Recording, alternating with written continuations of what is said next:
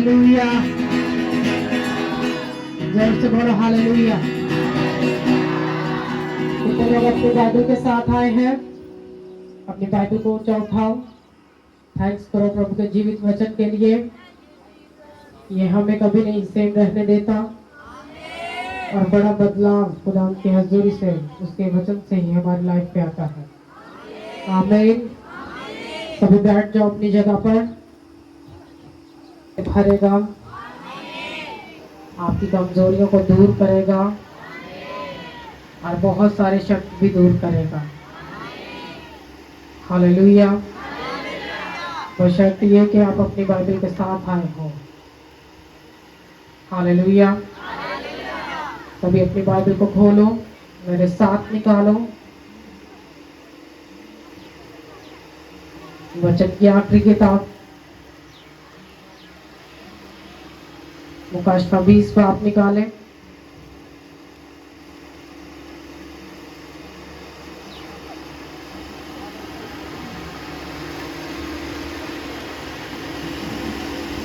सभी जल्दी से निकालें।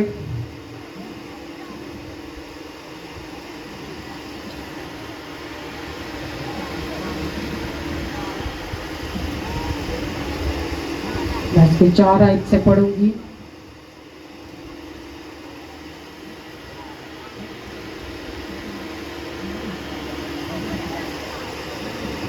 सभी अपनी बाइबल पर देखिए।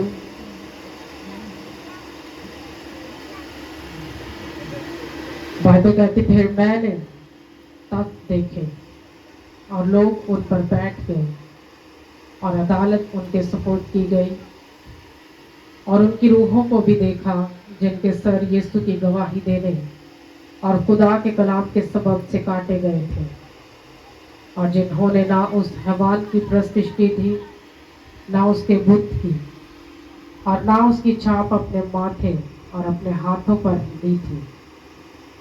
वो जिंदा होकर 1000 बरस तक मसीह के साथ बादशाही करते रहे, और जब तक ये बरस पूरे ना हो लिए बाकी मुर्दे जिंदे ना हुए। पहली क़यामत यही है। इसकी 14 आयत को देखें।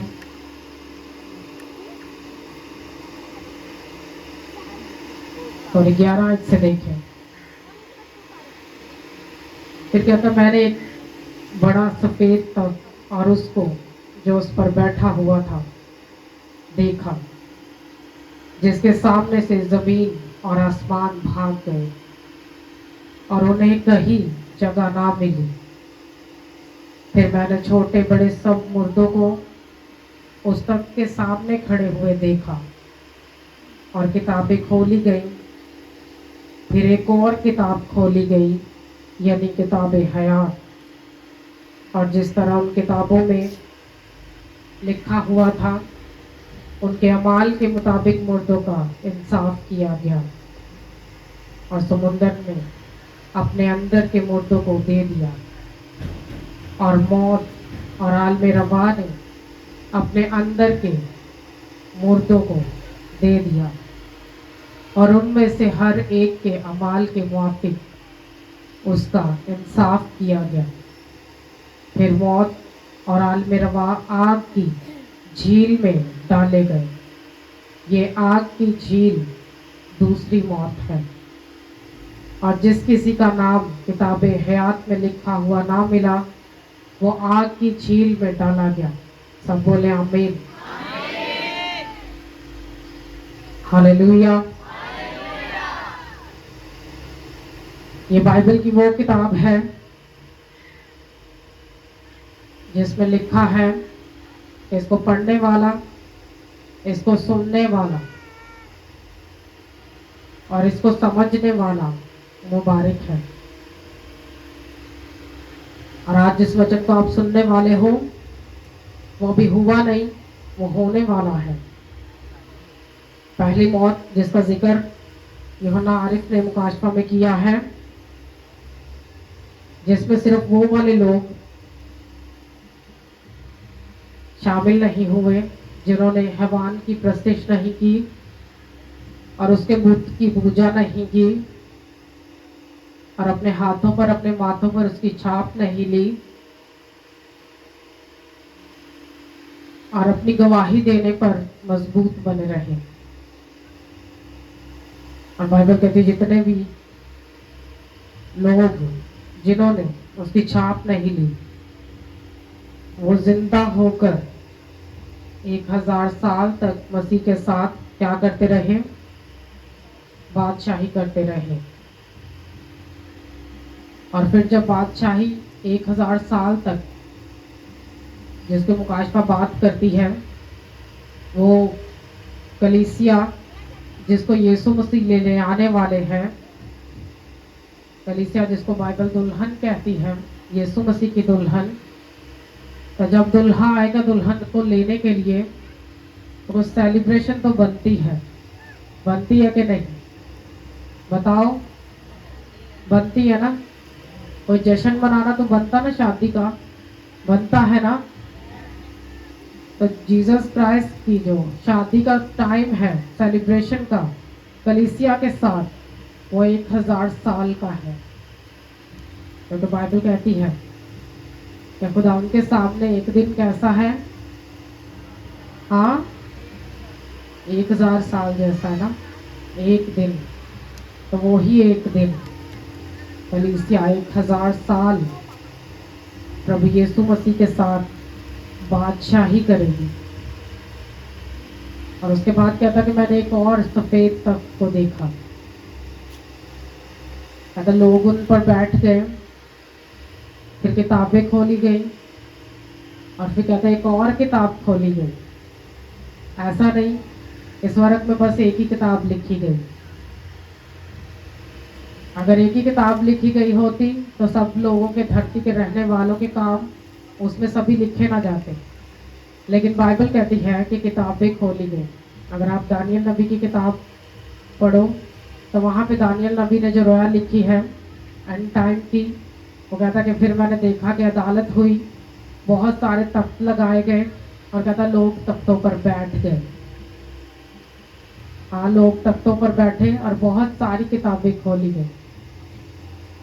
वो बहुत सारी किताबें जो स्वर्ग में खोली जाएंगी वो हर एक बंदे के इमाल नामा की किताबें होंगी जो इस धरती पे जीवित है,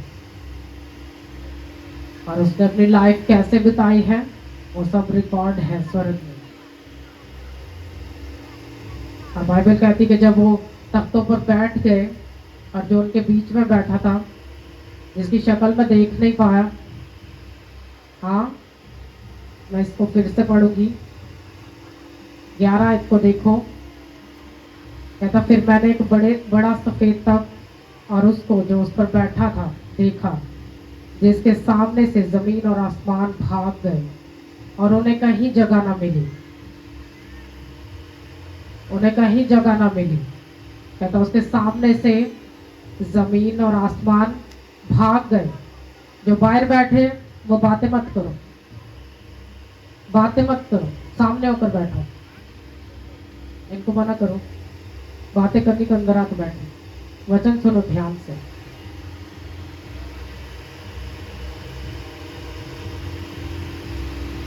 जब वो किताबें खोली गई तो हर एक का इंसाफ उस लिखी हुई उस किताब के मुताबिक किया गया जो उसने इस धरती पर किया। और कहता जमीन और आसमान जो थे वो उस तख्त के आगे से भाग गए और उन्हें कहीं जगह ना मिली। हमें लगता है कि आज के टाइम में जितने लोग मरते वो सभी अच्छी जगह पर जाते। आज से, आदम से लेकर आज तक जितनी दुनिया बनी है, बाइबल में 2 ही जगह लिखी है जहाँ सभी लोग जाते। एक मौत है और एक आलमे रवा है। आलमे रवा जो है एक्चुअल में जहन्नुम का नाम है। आलमे रवा जिसको बार बार मुकाशफा में बोला गया, और जहन्नम को ही आलमे रवा कहते हैं। और मौत कहते हैं कैसे कैसे उन्होंने उसको अपनी लाइफ में लिया, डेथ को। चीरे जाने से, फांसी लेने से, हाँ, नशे में, एडिक्शन में, और तरह से जितनी भी तरह की एक्सीडेंट और चीज़ें मौत होती हैं, उन सब चीज़ों को मौत बोला गया। और कहता कि जब वो तख्त पर बैठ गया तो समुद्र ने अपने मुर्दे दे दिए और मौत और आलमे रवा कहाँ डाले गए? हाँ, आग की झील में, जहाँ पर सभी मुर्दे कैद थे। तो मरने के बाद यहाँ ईमानदार बड़ी तसल्ली से मरने के बाद डेथ का बड़ा ही गलत मतलब बताते हैं। उनको लगता है कि जैसे भी काम कर लो, तुम जा तो खुदा उनके पास रहे। मैं आपको बता दूं, जिस आलमे रवा का बाइबल बात करती है ना, वो जहन्नुम है। और जहन्नुम के लोगों का भी इंसाफ उसी अदालत में होगा जब बर्रा अपने तख्त पर बैठेगा और सभी लोग जो सामने होंगे और किताबें खुलेंगी और उनके माल के मुताबिक उनका इंसाफ किया जाएगा। अगर आलमे रवा अच्छी चीज होती तो फिर उसको आग की झील में प्रभु ने क्यों डाला? वो क्यों उसको आग की झील में डालेगा? और अगर ये आसमान काफी है या ये जमीन अच्छी है तो फिर वो खुदा के आगे टिक क्यों नहीं पाए? वो क्यों भाग गए खुदा के आगे? जहां आपकी लाइफ में गलत कॉन्सेप्ट है, मरने के बाद के, जिस दिन एक इंसान की सांस खत्म होती, वो मरता, उसी दिन से उसको हिसाब होने के लिए उसके कामों के मुताबिक जगह दी जाती है, सिवाय उन लोगों के जिनके बारे में बाइबल बात करती है या जिनको लोगों ने स्वर्ग जाते हुए देखा, या उस गरीब लाजर को जिसको प्रभु ने दिखाया कि वो मरने के बाद बाप अब्राहम की गोद में गया। इवन कि ये बात तो यूब को भी मालूम नहीं थी कि मैं मरने के बाद कहाँ जाऊंगा, जबकि बाइबल कहती कि वो अपने टाइम का सबसे साबर बनता था, धनी बनता था। हम कैसे डिसाइड कर लेते हैं अपना आने वाला कल और इस जहान में सब तरह की गंदगी करते हुए भी? तो जब हम एक मुर्दा गाड़ के आते ना, प्रभु यीशु मसीह में हमारी एक ही उम्मीद होती है वचन के अकॉर्डिंग कि हमने उसको फिर जिंदा होते हुए देखना है। हम देखेंगे तब उसको जब हम जिंदा होंगे। लेकिन सबने मौत के कॉन्सेप्ट को गलत ले लिया, तो लोगों को लगता है हमने मरना ही है, क्योंकि मौत जो है वो खुद आग की झील में डाली जाएगी। तब सोच लो कि तुमने कैसे मरना है। क्योंकि प्रभु यीशु मसीह में बाइबल कहती है कि जितने लोग मरते हैं वो मरते नहीं हैं बल्कि वो सोते हैं। सोना एक अलग चीज है। लाजर भी सो गया था, जब वो मर गया तो प्रभु यीशु मसीह ने नहीं कहा कि वो मरा तो चलो मरे को हम जिंदा करने जाते। बाइबल कहती कि लाजर जब मर गया 4 दिन का, तो यीशु मसीह को पता चला, तो यीशु मसीह ने अपने शागिर्दों को कहा कि आओ हम उसको जगाने चले। तो शागिर्द कहने लगे कि खुदावंद अगर वो सोया तो खुद ही जाग जाएगा। लेकिन बाइबल कहती कि वो उस मतलब को नहीं समझ पाए जिस जगाने को प्रभु यीशु मसीह ने उससे बोला। आपका सोना अलग है, आपका रेस्ट में जाना अलग है, और मौत बिल्कुल अलग है। और बहुत सारे लोग जो है वो बहुत ही गलत तालीम का शिकार हैं, जबकि वो खुद बाइबल को नहीं पढ़ते। और जितनी तरह के काम उस किताबे हयात में लिखे गए, उसमें नाम लिखे गए, उन किताबों में से देख देख कर को कौन इस किताब में लिखे जाने के काबिल है, कौन नहीं है। जैसे आपने प्ले देखा था कि किन लोगों के नाम जो थे वो उस हेवन की बुक में थे और किन के नाम नहीं थे, जिन्होंने अपने आत्मा को खुदावंद के ताबे नहीं किया, जिन्होंने धरती पर रह के प्रभु के वचन को नकार दिया, जिन्होंने जमीन पर रह के खुदा उनके काम को नहीं किया,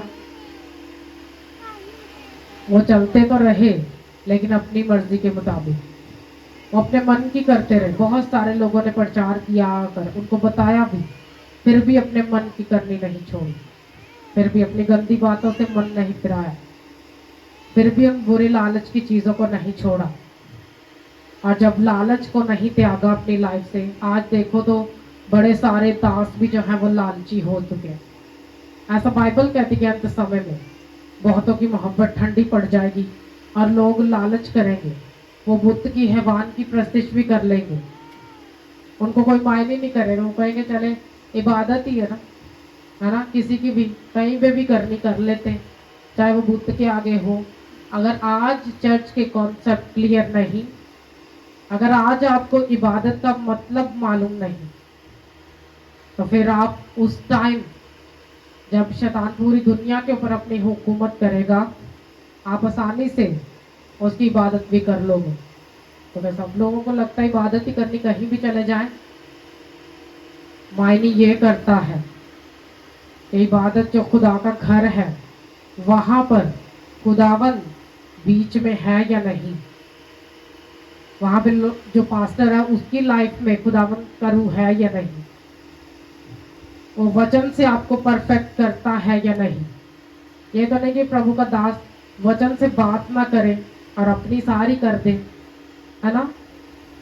वो वचन से कभी आपकी देख रेख, कभी सीखने ना सिखाए आपको, कि जो खुद सीखा वो कभी दूसरों को ना सिखाए, और वो अपनी इधर उधर की माल धाड़ की बातें करता जाए और लोगों का ध्यान भटकाकर स्वर्ग की चीजों की ओर से, दुनिया की चीजों की ओर, गाड़ियों की ओर, रिक्शों की ओर, है ना, और चीजों की ओर लगाता रहे। लोग राशन के पीछे स्वर्ग जाना मिस कर दे, है ना। लोग जाते हैं, आप में से भी सभी लोग जाते हैं, मोस्टली लोग जाते हैं, जिथे राशन वंडिया जाना उन्होंने चले जाना, उन्होंने कोई मतलब नहीं कि वो मस्बा जहाँ पे इबादत रखी गई थी वहां पे प्रभु भी आया या नहीं, वहां पे खुदावन की मर्जी से भी हो रहा कि नहीं। और अगर आप इस गलत काम को खत्म करने के लिए प्रेयर नहीं करोगे और वहां जाना बंद नहीं करोगे, एक दिन तुम स्वर्ग भी नहीं जा पाओगे।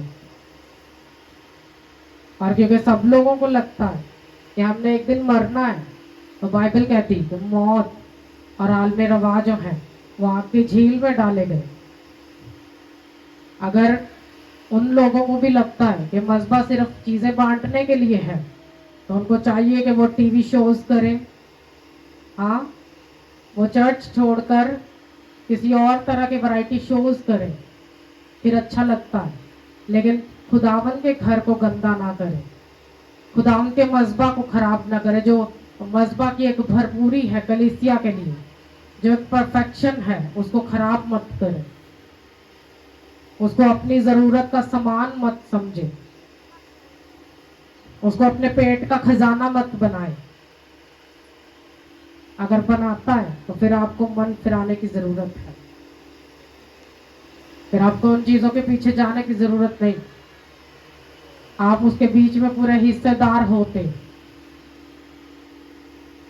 सोचो अगर जिंदगी की आपको 10 बातें प्रभु के पास आके मालूम पड़ती कि हमारा खुदावन कैसे सजा और कैसे जजा हमारे लिए लेकर आने वाला है, तो प्रभु यीशु मसीह ने कहा कि जितने मौजे इस्राएल में हुए, हाँ, यहूदिया में हुए, हाँ, कहता अगर वो सूर और सैदा में होते ना, गैर कौमों में होते, तो वो कब के रात पर बैठकर तौबा कर लेते और प्रभु यीशु मसीह को जान लेते। और जितने मौजे मैं कहती खारा गांव में हुए आज तक जीवित चर्च के द्वारा, अगर आज भी आपकी गंदी आदतें छोड़ कर नहीं गई, तो फिर आप भी गैर कौमों की तरह त्याग दिए जाओगे। मैं प्रभु भी स्वर्ग से कहेगा कि तुम्हारे सामने जब अदालत के दिन और गैर कौमें खड़ी होंगी ना, तो वो अपने अमाल से पवित्र ठहरेंगी और तुम वचन के पकड़ में जब आओगे तो पापी ठहरोगे। क्योंकि तुमने वचन जानते हुए भी अपना मन नहीं फिराया, तुमने वचन पढ़कर भी उसका ध्यान नहीं लगाया और अपने मन की करते रहे, प्रभु को जाना नहीं, प्रभु की सुनकर भी। तो कभी कभी हम लोगों के पास जाते ना मीटिंग करने, उनका ध्यान ही उड़ा होता, उनको मालूम नहीं होता एक इम्पोर्टेंट खुदावन ने अपना दास या दासी भेजी हमारे बीच में, हम अपने इधर उधर के काम छोड़कर टाइम दे खुदावन को और खुदावन की सच्ची आराधना करें। हाँ, वचन को ध्यान से सुने या शुक्रगुजारी में बने रहें। इतने काम करेंगे वो कि थक के बैठ जाएंगे। और सोचो अगर इबादत के बाद आप थक के बैठ जाओ, खुदावन के घर आओ और थक टूट के बैठ जाओ, इसका मतलब ये है कि आपको बॉडी की पड़ी, आप आत्मा से कभी चलते नहीं। ऐसा नहीं कि हम नहीं थकते, हम भी थकते, लेकिन थकने के बाद हम प्रभु को छोड़ नहीं देते। थकने के बाद बॉडी के काम नहीं करने शुरू हो जाते। हाँ, हमें चर्च के बाद कोई दूसरे और किसी को विजिट करना नहीं होता, प्रभु के से काम से बाहर कोई और कहीं जाना नहीं होता, किसी रिश्तेदार को विजिट करना नहीं होता, कोई फंक्शन अटेंड करना नहीं होता। तो लोगों को लगता है कि बस अदालत का दिन जो है ना ऐवी है, मामूली सा। मैं आपको बता दूं कि जो पहली मौत है वो मसीहियों के लिए बहुत इंपॉर्टेंट है। अगर आपने नहीं सुना तो मैं फिर से वचन पढ़ देती, ध्यान से सुनना।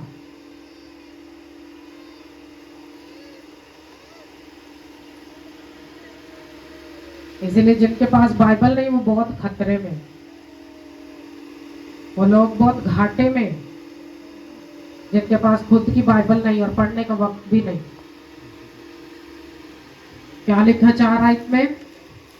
कहता फिर मैंने तख्त देखे और लोग उन पर बैठ गए और अदालत उनके सपोर्ट की गई, और उनकी रूहों को भी देखा जिनके सर यीशु की गवाही देने और खुदा के कलाम के सबब से काटे गए थे, और जिन्होंने ना उस हैवान की प्रस्तिश की थी, ना उसके बुत की, और ना उसकी छाप अपने माथे और हाथों पर ली थी।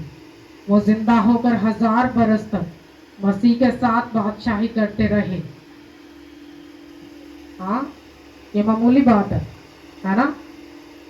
बाइबल कहती जो लोग, वही लोग जो जिंदा होकर मसीह के साथ बादशाही कर रहे थे, उनके सपोर्ट की गई अदालत, उनको दी गई वो किताबें, और कहा गया कि जिस जिस बंदे का जो जो हिसाब है इसमें से वो करो। और कहता मैंने उनको भी देखा जिनके खास कर यीशु मसीह का प्रचार करने के बाद सिर काटे गए थे, इसी कारण कि उन्होंने प्रभु यीशु मसीह का प्रचार बिना डर के किया, चाहे मौत ही आई। उन लोगों को भी वहां बादशाही करते देखा। और हमारा तो 1% भी ध्यान ही नहीं प्रभु की बादशाही की ओर। बताओ जरा कौन से लोग ये बादशाही करेंगे? क्या आप हो गए हो काबिल इसके कि इस पहली मौत में 1000 साल बादशाही प्रभु यीशु मसीह के साथ कर पाओ? रोज रोज तो ਤੁਹਾਡੇ मंडले ਦੇ ਵਿੱਚ कलेश होए ਹੁੰਦੇ ਨੇ। हाँ, रोज ही तो आप शैतान के बड़े बड़े चर्चे करते हो, सुबह सुबह उठ के गंदी गालियों के नाश्ते करते हो। जरा शर्म हया कोई मसीही मोहल्ले में है ही नहीं। उंज ते बड़ा मैं पिंड च बड़ा ते नाल ही तुहाडे मुंह बंद हो जाते। कभी पर प्रभु का भी शर्म हया कर लो, वो जिंदा परमेश्वर। हाँ, प्रभु जीवित है, उसका डर रखो। मेरा डर रखना जरूरी नहीं, खुदावन का रखो कि तुम्हारे लिए सजा और जज़ा दोनों रखता है। तो मैं कहती हूँ जितना 6 महीने आपने प्रचार सुना ना, अगर किसी गैर कौम में हुआ होता, आज वो लोग अपना मन फिरा के प्रभु के पास आए होते, और फिर कर वो गंदी बातें, वो गंदे काम ना करते। उनके मनों में रोज ज्वालामुखी ना फूटता गंदी बातों का, कि लोगों के मनों में लड़ाई बसी। और सुन ले एक बात, उनकी शक्ल में इधर माथे पे लिखा जाता है कि इसको बहुत तेज लड़ाई आई है, और जब तक उसने लड़ नहीं लेना, उसने सांस नहीं लेना। आपको बादशाही इतनी आसान दिखती प्रभु की, वही लोग 1000 साल प्रभु की बादशाही में राज करेंगे, जिन्होंने अपने सर कटाए हैं गवाही देने से। तुसी एक चंड नहीं खा सकते गवाही दे के, तुसी सिर की कटाने हैं। हाँ, तुहानू तो उंज ही डर लगता आवाज उच्ची करन तो। दो ना प्रचार इतने तुम मसीह के हो बंदे, क्यों नहीं खुल के करते प्रचार? क्यों नहीं लोगों को बताते जाके कि हमारा खुदावन जीवित है? क्योंकि तुम्हारे अंदर कोई जीवित काम ही नहीं, कैसे बताएंगे? कैसे बताएंगे लोगों को? और कौमें क्यों करके हमारी बातों का विश्वास करेंगी जब हमारे अंदर ही गंदी बातें भरी हुई हैं? हम उनको छोड़ना नहीं चाहते। औरतों को देखो, उनके दिल, उनके मन, उनके मुंह गंदगी से भरे हुए। कैसी होती औरतें? हाँ, कभी समझ का पाठ पढ़ लो। तो पढ़े लिखे लोगों की सोसाइटी में रहो, तुम्हें मालूम पड़ेगा कि औरत जात के मुंह से गाली अच्छी नहीं लगती। कभी जाओ उन लोगों के बीच में, अच्छी सोसाइटी में बैठो उठो, तुम्हारी हरकतें बदल जाए। और वचन को तो हमने ऐसे पीठ पीछे फेंका, कभी अपना ध्यान, अपना मन प्रभु की ओर लगाते नहीं। सोचो, जो आप दुआ करते हो ना रात को 5-10 मिनट की, वो जाया हो जाती है। वो प्रभु के हेवन तक नहीं जाती, वो स्वर्ग तक नहीं पहुंचती। और पौलुस कहता कि अदालत का एक हौलनाक दिन अभी बाकी है। वो हौलनाक दिन है, और वो इतना अच्छा दिन नहीं है जहां पे आसमान, ये धरती प्रभु के आगे टिक नहीं सकते। हम कैसे टिक पाएंगे? हम कैसे टिके रहते आज तक गंदे काम करके भी प्रभु के सामने? और फिर जब बीमारियां आती, जब प्रॉब्लम्स आती, ये उन्हीं पापों का कारण आती जिसको आप करते हो। जो गंदी बातें करते हो, उसी गंदी बातों के कारण आती बीमारियां। और घरों में क्लेश आते हैं उसी कारण। उसी कारण आपके बच्चे आपकी सुनते नहीं। उसी कारण आपके कारोबार नहीं चलते, जब आपके मुंह में गंद भरा होता, आपके जहन में शैतान ने पाप भरा होता। उस पाप से किसने बाहर आना है? आपने खुद आना। आपको खुद मन फिराना पड़ेगा। जब चर्च में आधा घंटा वचन सुना, उसको अपने मन में बिठा के आपको घर लेके जाना पड़ेगा, और खुद घर जाके बाइबल पढ़नी पड़ेगी, फिर मन बदलेगा। और जितने चर्च में सोए, हाँ, मौत आपकी ऑलरेडी डिसाइड हो चुकी। आप सोए नहीं, आप मौत में हो। ऑलरेडी आप मौत में चल रहे हो। क्योंकि आलस जो है, बाइबल कहती है, वो पाप है। एक आलसी जो है वो कभी अपनी बरकतों का वारिस नहीं होता, कभी अपनी बरकतों का मजा नहीं लेता। और जहां हमारे पास जीवित वचन है, शैतान क्यों आपको ये वचन पढ़ने नहीं देता? क्योंकि इसमें बहुत परफेक्शन की सच्ची बातें हैं। ये आपकी समझ को खोल देती है, पापों से मन फिराना देती। आपकी लाइफ में बदलाव आता है इस वचन को पढ़ के। तो शैतान ने झूठ बोल दिया, नहीं जी मुकाशफा नहीं पढ़ना। हाँ, बाइबल तो कितने नहीं लिखा कि नहीं पढ़ना। मैं तो कहनी जितनी दफा ज्यादा पढ़ोगे तेरे दिमाग खोल जाएंगे। हाँ, वो गंदी बातें बाहर जाएंगी, आपको समझ आएगी प्रभु के वचन की। फिर जो आदम से लेकर नहीं कर पाए ना प्रभु यीशु मसीह तक, वो कर पाओगे आप। हालेलुया, जोर से बोलो हालेलुया। अब सोच लो कि दूसरी मौत में जीना है या फिर पहली मौत में उठाए जाना है। उठाए तो वही लोग जाएंगे, बाइबल कहती है, जिनके मन पवित्र हैं, जिनके दिल पाक हैं, वो ही प्रभु यीशु मसीह को देखेंगे। और जब मन पवित्र नहीं, तो प्रभु की बादशाही को देख भी नहीं पाएंगे। उसमें जाना तो दूर की बात है। आपको आज डिसाइड करना है कि आपको किस मौत के अकॉर्डिंग यहाँ पे लाइफ गुजारनी। पहली मौत के अकॉर्डिंग आपको इस धरती की सारी गंदगी छोड़नी पड़ेगी। वो रिश्तेदार भी छोड़ने पड़ेंगे जो आपके लिए पाप का कारण है। हाँ, क्योंकि प्रभु यीशु मसीह से शागिर्दों ने पूछा कि प्रभु, हम तेरे साथ शुरू से लेकर आज तक सेवा करते रहे, तो बता तेरी बादशाही में हमें कौन सी कुर्सी मिलेगी? प्रभु यीशु मसीह ने उनसे कहा, इस बात के लिए चिंता मत करो कि तुम्हें स्वर्ग राज में कौन सा रुतबा दिया जाएगा। इस बात के लिए फिक्र करो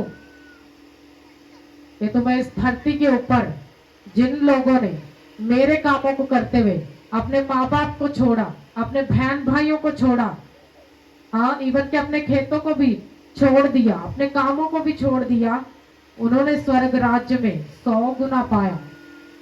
वही लोग हैं जो स्वर्ग की बादशाही में 100% अपना इख्तियार पाएंगे, जिन्होंने इस जहान की बरकतों के पीछा नहीं किया और जहां कोई ले गया वहां उसके पीछे भागे नहीं गए। अपनी इस हड्ड गर्मी से बाहर आए, अपने पापों से मन फिराएं। कभी कभी हमें वचन बहुत ही कड़वा लगता है, और मैं आपको बता दूं, आज जो आपको डोज कड़वी दी जा रही है प्रभु के वचन से, ये आपके मनों को जरूर ही हल्का कर देगी। ये जरूरी बोझ को निकालेगी आपकी लाइफ से। फिर आप घूम घूम कर उन कर्स वाले मेलों पे नहीं जाओगे। हाँ, तो जो जिन्होंने आज वो बुत बना के रखे हैं ना अपने पास, उनके लिए बुत नॉर्मल बात है। और जब शैतान अपना बुत देगा ना, तो सारे लोग उसके आगे घुटने टेक देंगे। मैं भी इसी धरती पे हूं, आप भी इसी धरती पे हो। टाइम आ रहा है, तैयार रहो। और जिन्होंने अपनी तैयारी प्रभु के वचन के साथ जीने के लिए की है, हाँ, मेरा वादा है आपके साथ, और प्रभु का भी ये सच्चा वादा है, वो आपको कभी नहीं छोड़ेगा, वो आपको कभी मरने नहीं देगा, किसी पाप के हाथ में नहीं करेगा। आप जीवित ही स्वर्ग उठाए जाओगे। हालेलुया। जाना चाहते हो जीवित स्वर्ग? हाँ, तो फिर पहली मौत में जाने की तैयारी कर लो। और उसके लिए तो यीशु की गवाही देने पर सिर भी कट जाए तो गवाही देने पे कायम रहना। एक बार पलूस पकड़ा गया गवाही देते देते, और बाइबल कहती जब बादशाह के सामने उसको लाया गया, बादशाह ने पूछा, बता तेरा गुनाह क्या है? वो यीशु की गवाही देने लगा। जब प्रभु यीशु मसीह की सच्ची गवाही दी, तो बादशाह कहता, मैंने तो तुझमें कोई पाप ही नहीं पाया। हाँ, और पलूस को छोड़ दिया गया यीशु की गवाही देने के कारण। अगर बादशाह ने भी सच्ची गवाही सुनकर कोई दोष नहीं लगाया पलूस के ऊपर, वो आप पे भी कभी नहीं लगाएंगे। मैंने बोला वो आपके ऊपर भी कभी नहीं लगाएंगे। जोर से बोलो हालेलुया। जब भी मोहल्ले में जाओ ना, तो थोड़ा बन ठन के जाओ, लोगों को लगे कि आप मसीह के हो। हाँ, और अपना सिर ऊंचा रख के चलो, अपनी बातें पवित्र रखो, और हर किसी से मिलना अच्छी बात नहीं। अपनी लाइफ के नियम बना के रखें। जरूरी नहीं कि आप हर शादी हर ब्याह अटेंड करो, और ये नियम बदल दो, संडे कोई शादी नहीं होनी चाहिए, और बहुत दिन है रखो, लेकिन संडे कोई मैरिज नहीं। ये पवित्र कलीसियाओं का तरीका ही नहीं। जिदन आदम का ब्याह होया सी उस दिन संडे नहीं सी। हाँ, और लंबी चली वो मैरिज, आपकी भी नहीं टूटेंगी। तो जेड़े रिश्तेदार रुस जान ना आन, हाँ, उन्होंने स्पेशल इन्विटेशन दे के आना, वो आएंगे। जब तुम प्रभु के वचन से नहीं फिरोगे, लोग तुम्हारा पीछा करेंगे, वो करेंगे पीछा आपका। जब से प्रभु यीशु मसीह की गवाही को मैंने जाना, जीवन बदला। मेरे घर में कोई मैरिज संडे को नहीं हुई, कोई भी। हाँ, चाहे सारा जमाना रूठ जाए, आप प्रभु के नियम पे चलोगे, वो आपको ऊंचा करेगा लोगों के बीच में।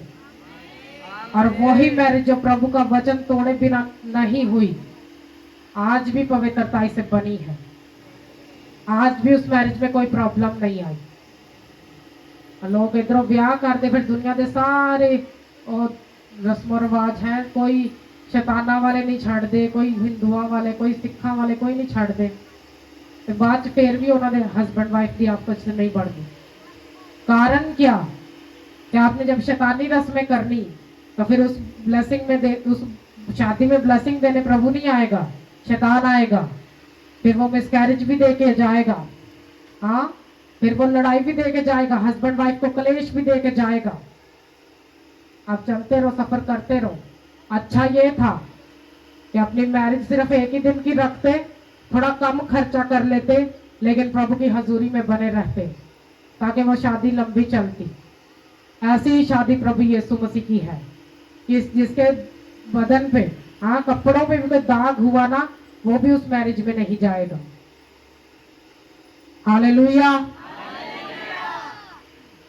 तो वही दाग है कि साडे रिश्तेदार ना रुस जान, वो तुहाडे कपड़ियां दे दाग ने।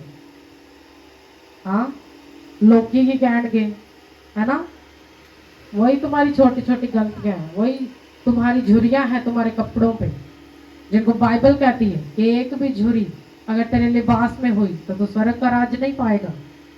आपको अपनी कमियों को निकालना है अपनी लाइफ से, उन कमियों पे काम करो। आप काम करोगे और प्रभु आपको रिजल्ट देगा। जब आप चलोगे तो आप थकोगे नहीं, खुदावंद आपको नया बल देगा। वो कहता तुम्हारा सबसे थका हुआ जो एक होगा ना, उसको मैं 100 के बराबर ताकत दूंगा। हाँ, और कहता जो तुम में बड़ा होगा ताकत वाला, उसको मैं 1000 के समान बना के खड़ा करूंगा तुम्हारे बीच में। हालेलुया। तो मत कहो कि आज से आप थके हुए हो, मत कहो कि आज से बीमारियों के बोझ आपके ऊपर है, क्योंकि मौत का वो हौलनाक दिन जो है वो बिल्कुल हमारे सामने है। ये आजकल जितनी डेथ्स होती, ये सितंबर अक्टूबर में, ये सारी डेथ्स जो है वो शैतान कराता है। हाँ, सबसे ज्यादा मौतें एक्सीडेंट से होती। हाँ, बाइबल में कहाँ लिखा है कि तुम्हारा अचानक एक्सीडेंट हो जाएगा? कहीं लिखा है क्या? हाँ, वो तो कहता तू मौत में होगा तो मैं तुझे वहां से निकाल के जिंदगी में ले आऊंगा। हाँ, डेथ के कहता तेरे पर कोई अटैक नहीं होंगे। लोगों के लिए एक सेंस ऑफ ह्यूमर बन चुका है कि पता ही नहीं लगता किवें होया है। पता किवें लगेगा? पता लगने वाली वचन की गल तो तुसी पढ़ी नहीं। सुबह उठ के रोज कि प्रभु का वचन क्या कहता है, वो हमें जीवन जीने के लिए कौन सी दवाई देता रोज, कि हमें किन बातों से बाज आना है, किस तरह के रिश्ते बना के रखे धरती पे, हाँ, किस तरह के फंक्शंस अटेंड करने, हाँ, कहाँ कहाँ जाना है, कौन से खाने खाने, वो तो हमने प्रभु के वचन से पढ़ा नहीं। बाइबल कहती दानियल ने बंधुआई में भी बड़ा राज पाया। क्यों राज बड़ा पाया? क्योंकि प्रभु के वचन से हटा नहीं।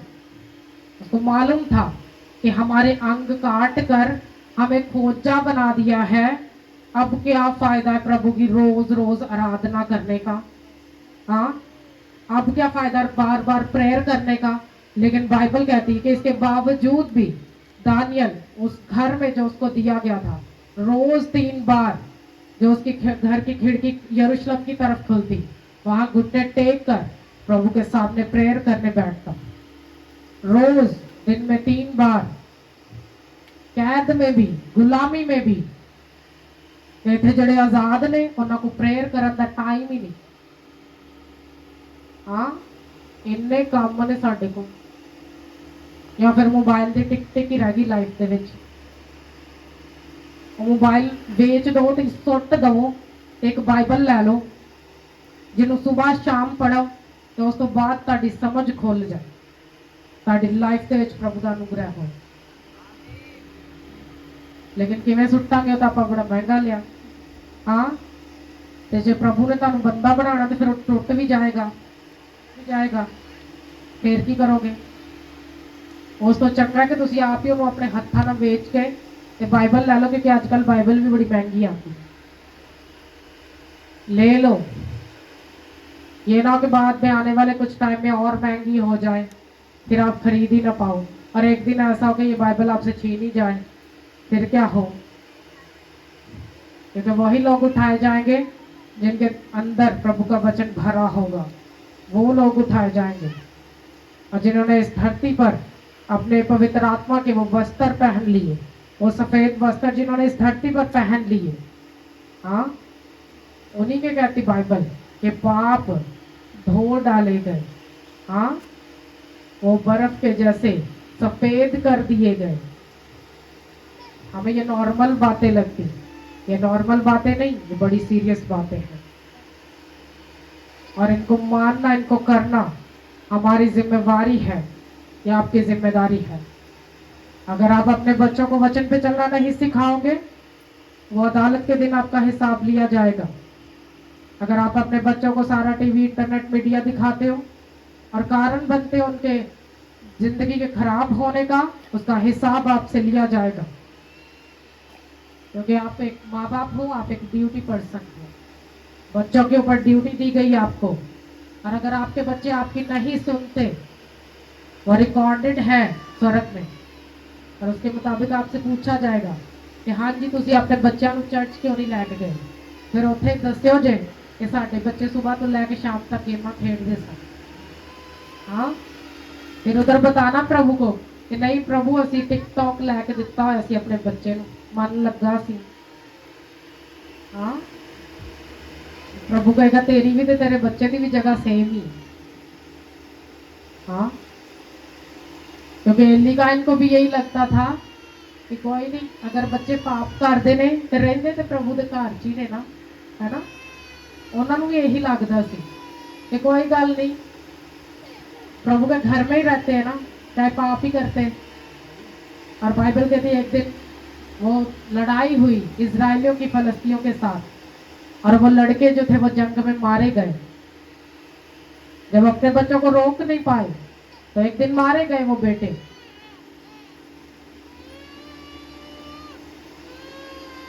तो फिर ऐसे ऐसे श्राप आते लाइफ के ऊपर। और बाइबल कहते कि एलीकान ने जब ये खबर सुनी, एक खुदाम के अहद का संदूक हमारे से छिन गया, उसको धचका लगा, हार्ट अटैक हुआ, हाँ, और उसको मालूम पड़ा कि मेरे दोनों बच्चे भी मारे गए। वो जिस कुर्सी में बैठा इतना मोटा था, उस कुर्सी से गिरा, उसका पेट फटा और उसकी अंतड़ियां बाहर आ गई। ऐसी मौत हुई। कैसी मौत होती है एक राजा की या एक सेवक की, हाँ, जो 24 घंटे चर्च में रहता हो, प्रभु की सेवा करता हो, कैसी मौत होती जब लाइफ से पाप नहीं छोड़ा, जब पाप को हटाया नहीं। जिस बात की अगवाही आप कर सकते हो, अपने बच्चों को जिस बात से मना कर सकते और नहीं करते, हाँ, उसका असर आपकी जिंदगी में बुरा होता, उसका असर हमारी जिंदगी में लंबा होता, उसका गलत असर होता हमारी लाइफ में। और अगर आज आपने अपने बच्चों को छड़ी के साथ नहीं समझाया, वो कल के लिए आपके लिए एक बड़ा बड़ा सांप बन जाएंगे। फिर उसको कैसे मारेंगे? उसको नहीं मार पाएंगे। बेहतर यही है कि अपनी गलतियों पे मन फिराएं, प्रभु की ओर लौटें और जान लें कि हमारे लिए जो खुदा ने डिसाइड किया, हमें उसमें कैसे जाना है। एक नौजवान जान ले कि मुझे अपनी गंदी गुप्त पाप की हरकतों से बाहर आना है और स्वर्ग पर राज को पाने की पूरी कोशिश करनी है। मुझे स्वर्ग राज का अधिकारी बनना है। मुझे गंदी फिल्में नहीं देखनी, मुझे गंदी बातें और गंदे रिलेशनशिप नहीं करने। आपको मन फिराना होगा और प्रभु की ओर लौटना होगा, वचन को पढ़ना होगा। अगर आपका मन खुदा की तरफ नहीं लगता तो प्रेयर पेपर लो, हाँ, और जाओ लोगों के पास, लोगों को सिर्फ इतना बताओ कि मेरा प्रभु यीशु मसीह चंगा करने वाला खुदावन है। हाँ, उनको बताओ, उनको चर्च में लेकर आओ, किसी की रिहाई का कारण बनो। तुम रिहा हो जाओगे, तुम चंगे कर दिए जाओगे। प्रभु तरस खाएगा, तुम्हें चंगा करेगा और तुम्हें उस पाप से बाहर निकालेगा। जोर से बोलो हालेलुया, जोर से चिल्लाओ हालेलुया। मैं इसके अगले वचन को भी पढ़ूंगी, नेक्स्ट टाइम इसको कंटिन्यू भी करेंगे। सभी अपनी बाइबल पर देखें। नया आसमान और नई जमीन देखे। 21 बाब की पहली आयत से पढ़ूंगी। कहता फिर मैंने एक नए आसमान और नई जमीन को देखा, क्योंकि पहला आसमान और पहली जमीन जाती रही थी और समुंदर भी ना रहा। फिर मैंने शहर मुकद्दस नए यरूशलेम को आसमान पर से खुदा के पास से उतरते देखा, और वो उस दुल्हन की मानित आरास्ता था जिसने अपने शौहर के लिए श्रृंगार किया हो। फिर मैंने तख्त में से किसी को बुलंद आवाज से ये कहते सुना कि देख, खुदा का खैमा आदमियों के दरमियान है, और वो उनके साथ सकूनत करेगा, और वो उसके लोग होंगे, और खुदा आप उनके साथ रहेगा और उनका खुदा होगा, और वो उनकी आंखों के सब आंसू पोंछ देगा। इसके बाद ना मौत रहेगी, ना मातम रहेगा, और ना आहो नाला, ना दर्द। पहली चीजें जाती रही। सब बोले आमीन। एक बार जोर से बोलो हालेलुया। कहता कि फिर मैंने नए आसमान को नई जमीन को देखा, क्योंकि पहला आसमान पहली जमीन नहीं रहे थे, ना समुंदर रहा। तो सोचो, जब इतनी बड़ी सेलिब्रेशन होनी थी मैरिज की, तो फिर रहने के लिए कोई घर भी तो चाहिए था ना। हाँ, तो रहने के लिए कोई स्पेशल प्लेस भी तो चाहिए थी कलीसिया को। तो वो कलीसिया के रहने के लिए क्या प्रभु ने लगाया उनके बीच में। वो कहता पूरा शहर नया यरूशलेम मैंने स्वर्ग से दुल्हन की मानित आरास्ता उतरता हुआ देखा, और ऊपर से आवाज क्या सुनी कि देख, खुदावंद बोल रहा है कि देख, मेरा खैमा किनके बीच में है? आदमियों के बीच में है। वो आपकी कलीसिया की बात करता है और कहता है खुदावंद उनके साथ रहेगा, उनकी आंखों के सब आंसू पहुंचेगा, फिर आहो नाला नहीं होगा, रोना नहीं होगा, फिर कोई डिप्रेशन नहीं होगा। सब जोर से बोलो हालेलुया। कितने लोगों को ये वचन समझ आया? तो रहना चाहते उस नए यरूशलेम में? हाँ, उस नए यरूशलेम में आपका एक बड़ा लेवल होगा, कलीसिया का एक बड़ा लेवल होगा। हालेलुया। जोर से बोलो हालेलुया। अपनी आंख करो, अपने हाथों को उठाओ स्वर्ग की ओर और बोलो खुदा मेरे मन को पवित्र कर। ऊंची आवाज से बोलो खुदा मेरे मन को पवित्र कर, जैसा तेरा वचन है मेरे मन को पवित्र कर। मुझे इस जहान की गंदगी से निकाल, मुझे इस दुनिया के पाप में से निकाल, और मुझे अलग कर। मुझे जीने का रास्ता दिखा जो तेरे वचन में है, और मैं उसको जीने के बाद कभी शर्मिंदा ना हूं, और मैं तेरे स्वर्ग राज में जाने की पूरी तैयारी कर पाऊं। खुदा मेरी सोचों को बदल, मेरे कामों को बदल, और मैं तेरी हजूरी से सदा ही प्रेम करूं। मैं सदा तुझ में बना और तुझ में बनी रहूं, ताकि तेरा मस्सा मुझसे कभी जुदा ना हो, तेरा रूह मुझसे कभी जुदा ना हो, वो सदा मुझ में बना रहे और मैं तुझ में बनी रहूं। आमीन। हालेलुया।